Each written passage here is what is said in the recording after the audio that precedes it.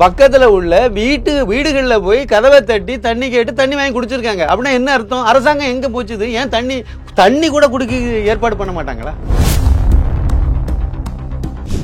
எங்களுக்கு கையால் ஆகாது, எங்களால் செய்ய முடியாதுன்னு சொல்லுங்க, மத்திய அரசு வந்து ஏற்பாடு பண்ணும். மற்ற மாநிலங்கள்லேருந்து எல்லாத்தையும் கொண்டு வந்து தண்ணி எல்லாம் கொண்டு வந்து வைப்பாங்க.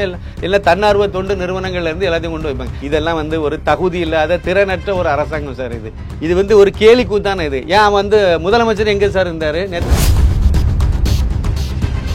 வந்து ஒரு மருத்துவரை நீங்க மருத்துவத்துறை அமைச்சரை வச்சிருந்தீங்க, சுகாதாரத்துறை அமைச்சரை வச்சிருந்தீங்கன்னா அவருக்கு தெரியும். சும்மா இந்த வாக்கிங் போறவன் ஜாக்கிங் போறவங்க எல்லாம் மத்திய இது சுகாதாரத்துறை அமைச்சரை வச்சிங்கன்னா இப்படிதான் சார். அம்மா உணவகமா இருந்தா என்ன, அண்ணா உணவகமா இருந்தா என்ன, இப்படி பேசினாள். அந்த ஆட்சிக்கு வந்தோடனே இதனை பேசிட்டு இருந்தாரு. அதை நாங்க உடைக்கதான் செய்வோம்னார்ல. அதை அந்த அவரெல்லாம் என்ன இது இருக்கும்னு நினைக்கிறீங்க? அவளும் பூசி மெழுகிற வேலை சார். பொறுப்பற்ற பதில்கள் இதெல்லாம்.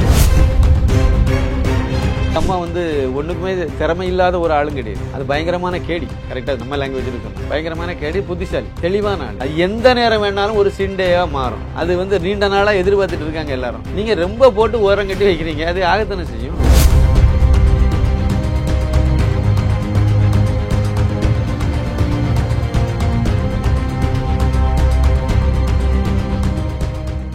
ரியல் ஒன் நேயர்களுக்கு வணக்கம். இன்றைய நேர்களுக்காக நம்முடன் இணைகிறார் அரசியல் விமர்சகர் திரு சின்னப்பா கணேசன் அவர்கள். வணக்கம் சார். வணக்கம் வணக்கம் வணக்கம். ரியல் ஒன் நெஞ்சங்களுக்கு எனது பணிவான வணக்கம். ராணுவ விமான சாகச நிகழ்ச்சியில் 15 லட்சத்துக்கும் மேற்பட்ட பொதுமக்கள் வந்து கலந்துட்டாங்க. இதில் கூட்ட நெரிசல், வெயில் அதிகமாக இருந்ததுனால ஒரு 5 பேர் இறந்துருக்காங்க. 102 பேர் வந்து ஹாஸ்பிட்டலில் அட்மிட் ஆகியிருக்காங்க. இதற்கு இப்படி தானே ஒரு காரணம் வந்து சுப்பிரமணியம் வந்து சொல்லியிருக்காரு, சுகாதாரத்துறை அமைச்சர் வந்து சொல்லியிருக்காரு.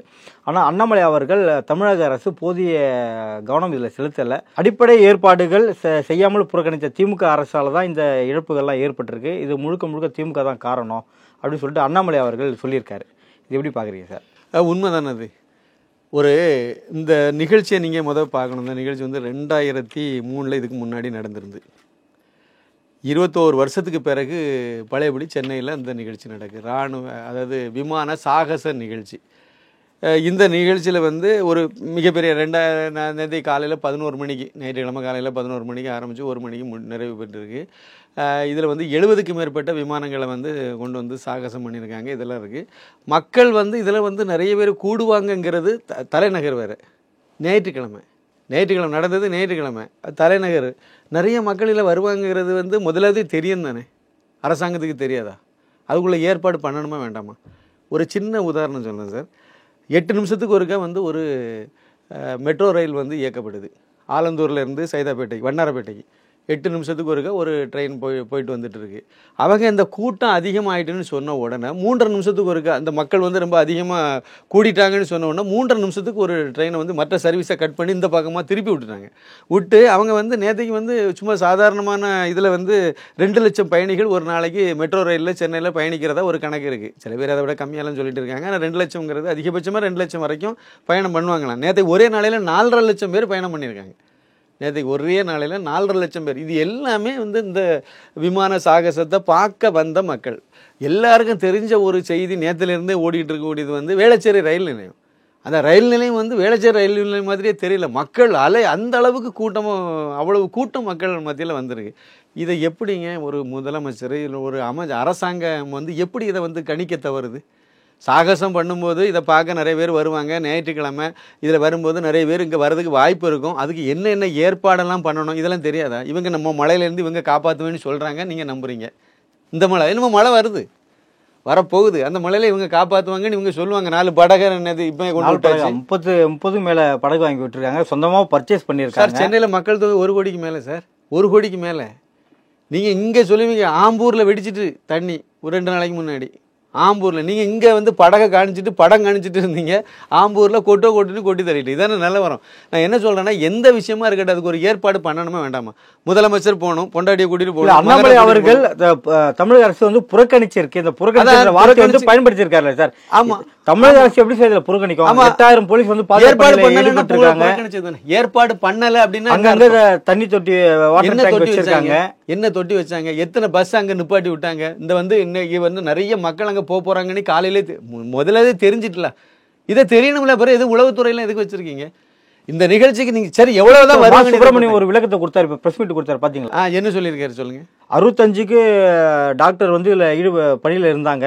எங்க இருந்தாங்க பணியில? ஓமந்தூரார் அரசு ஆஸ்பத்திரியில இருந்தாங்க சார். ஸ்பாட்ல தண்ணி இல்லையே சார். செத்தது எப்படி செத்தாங்க? செத்தது எப்படி செத்தாங்க? 240 பேர் நேற்றுக்கு வந்து மயக்கம் அடைஞ்சிருக்காங்க. எதனாலன்னு நினைக்கிறீங்க? தண்ணி இல்லை குடிக்கிறதுக்கு. வீடு வீட போய் கதவை தட்டிருக்காங்க சார். 140 பேர் நேற்றுக்கு நிலவரப்படி ஆஸ்பத்திரியில் அட்மிட். 5 பேர் இறந்தது. இன்னைக்கு எத்தனை சரியான எண்ணிக்கை வரல.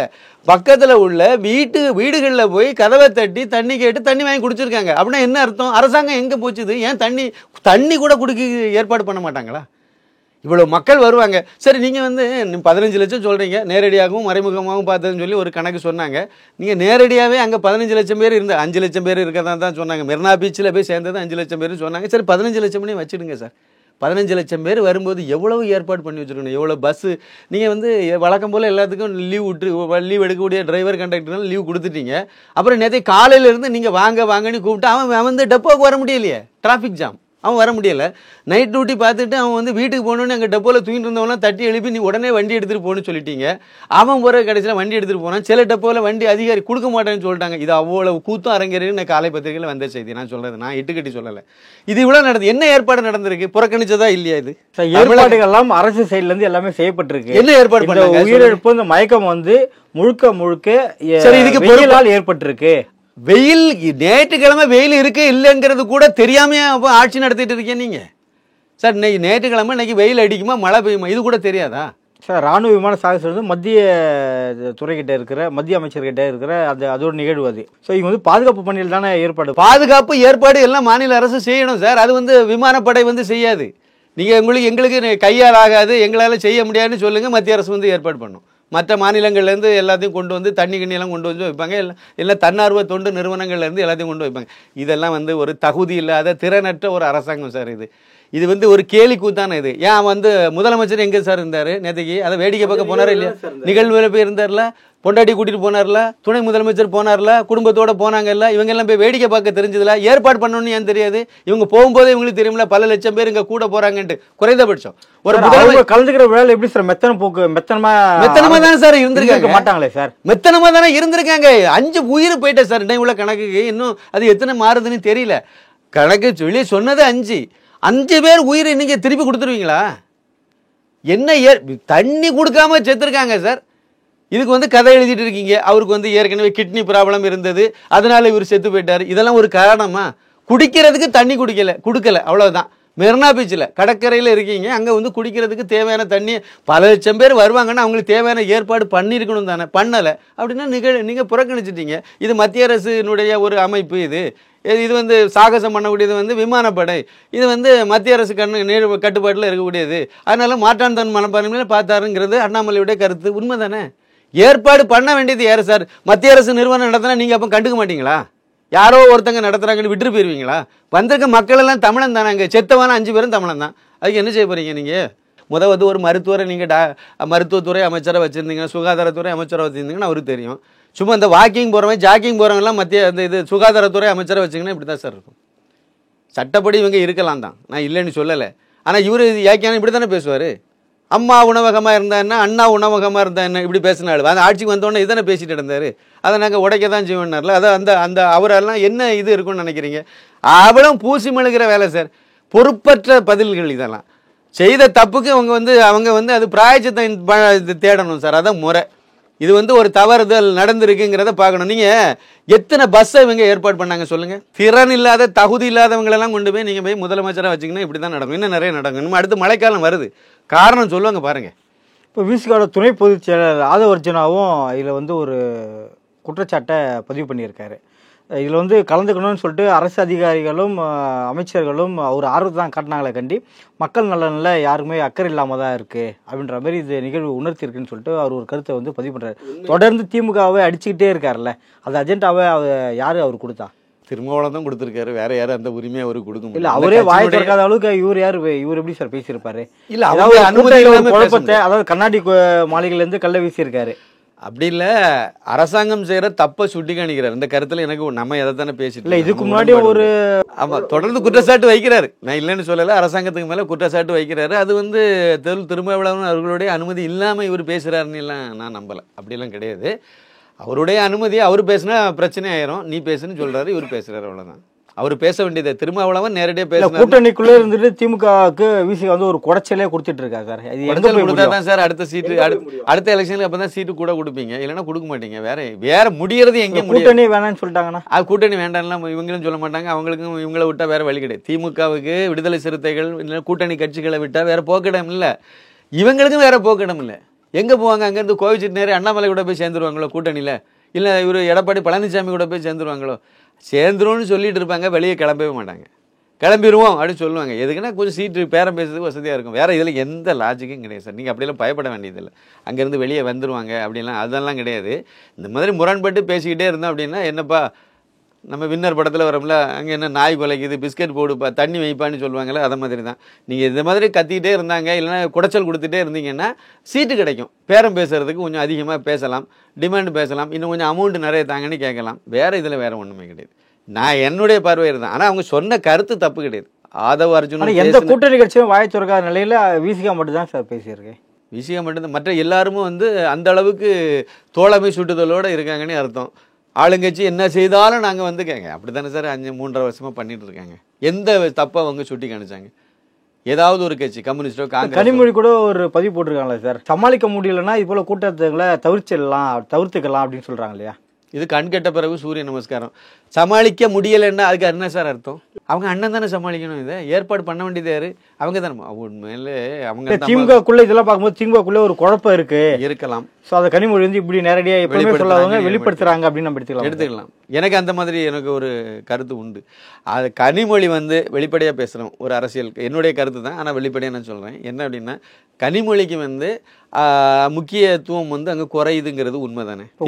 உதயநிதி 3வது ஆளாக பிரகடனப்படுத்த, உதயநிதி வந்து 3வது ஆளாக கொண்டு வந்து 2வது ஆளாக கொண்டு வச்சுட்டீங்க. எங்க 3வது ஆளு?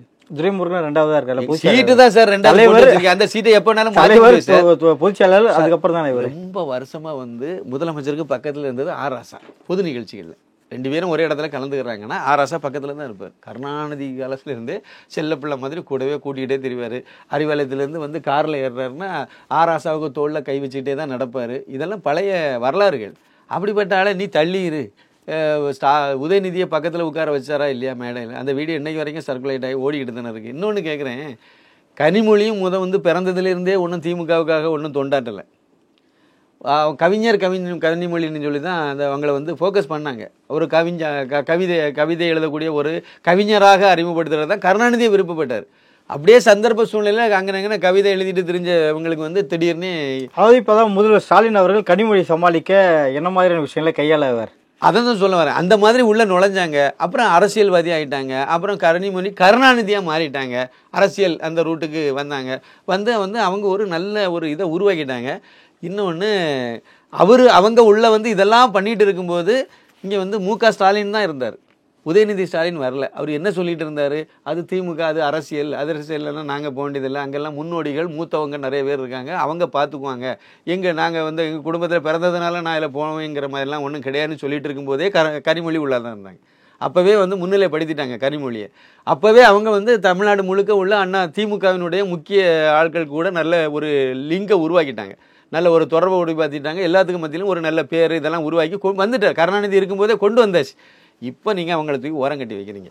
யாருக்காக? உதயநிதி ஸ்டாலினுக்காக ஓரங்கட்டி வைக்கிறீங்க.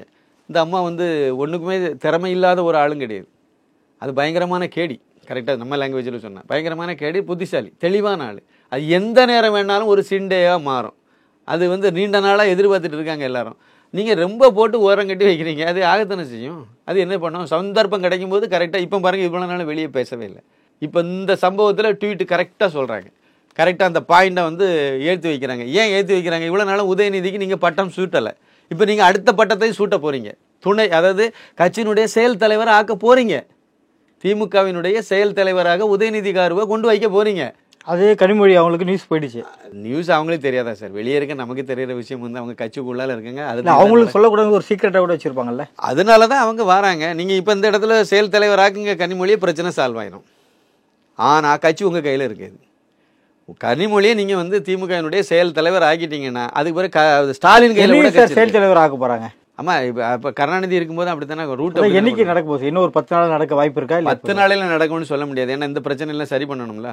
ஆனால் கண்டிப்பாக செயல் தலைவர் உதயநிதி ஸ்டாலினை வந்து அடுத்து கட்சியினுடைய செயல் தலைவருங்கிற இடத்துக்கு கொண்டு வருவாங்க. தேர்தலுக்கு முன்னாடி கண்டிப்பாக கிட்ட அதை செய்வாங்கன்னு தான். இந்த 1.5 வருஷம் இருக்குல்ல, அப்படி கொண்டு வந்தாங்கன்னா திமுக கனிமொழி உடைச்சிருவாங்களா? அது அவங்க கிட்ட தான் சரி பண்றதுக்கு என்ன மாதிரியான வைக்க போறாங்க, என்ன மாதிரி பிளான், அவங்களுக்கு அதிகாரம் கொடுத்தா போதுமா இல்ல வேற மாதிரி ஏதாவது கொடுத்தா? உள்ள சூழ்நிலையில நீங்க கனிமொழியை வெளியே தள்ளீங்கன்னா ஒரு 10, 25, 30 எம்எல்ஏ கலத்திட்டு போயிருவாங்க. அது தெரியுமா? வெளியே தள்ள மாட்டாங்க சார். அவங்களுக்கு வந்து அதிகாரத்தை கொடுத்து சரியா எடுத்தா போறாங்களா? இதுதான் அவங்க முயற்சி பண்ணுவாங்க. எதையாவது ஒண்ணு போட்டு கொடுத்து எடுத்து அவங்கள சரி கட்டணும்னு தான் நினைப்பாங்க. ஆனா எல்லா அதிகாரத்தையும் நீங்களே கையில வச்சுட்டு வந்து மு.க. ஸ்டாலினுக்காக மு.க. அழகிரியை காலி பண்ணிட்டீங்க. அதுக்கு முன்னாடி அவர் தானே சார் பெரிய ஆளாக இருந்தார். அவரும் பெரிய ஆளாக இருந்தார். அவருக்கு மட்டுமே இல்லை, ஸ்டாலின் இந்த பக்கமாக வளர்த்துட்டு வரும்போது அவரை தென் மண்டலங்களுக்குன்னு சொல்லிட்டு ஒரு 9 மாவட்டத்தை உள்ளடக்கி அவருக்கு ஒரு பொறுப்பெல்லாம் கொடுத்து திமுகவில் இல்லாத பொறுப்பை உருவாக்கி இதெல்லாம் பண்ணி தானே வச்சார் கருணாநிதி. அப்போ அவரையும் வளர்த்தாரு, இங்கேயும் வளர்த்தாரு, கனிமொழியும் வளர்த்தாரு, எல்லாத்தையும் வளர்த்துட்டு வந்தார். இப்போ நீங்கள் வந்து எல்லாத்தையும் ஓரம் கட்டி வச்சுட்டு வந்து மு.க. ஸ்டாலின் சொன்னீங்க. சரி, இதோட நிற்கும்னு பார்த்தா அடுத்து உதயநிதினு சொல்கிறீங்க. அதுக்கு அடுத்து இன்ப நிதிக்கு இப்போவுமே நீங்கள் துண்டு போட்டு வைக்க ஆரம்பிச்சிட்டீங்க.